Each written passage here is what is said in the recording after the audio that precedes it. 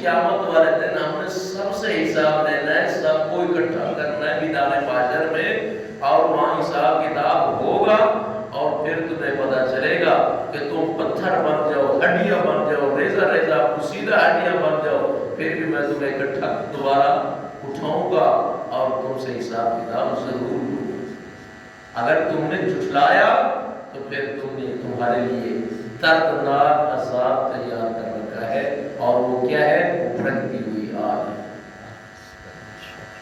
اس لیے میرے بھائیوں، اللہ رب العزت سے دعا ہے، اللہ احکم الحاکمین ہم سب کو اپنی عذابوں سے اور اپنی ناراضگیوں سے محفوظ فرمائے، اور اعمال صالحہ کرنے کی توفیق عطا فرمائے، شرک اور بدعات سے محفوظ فرمائے، خاتمہ ایمان بالخیر میں فرمائے۔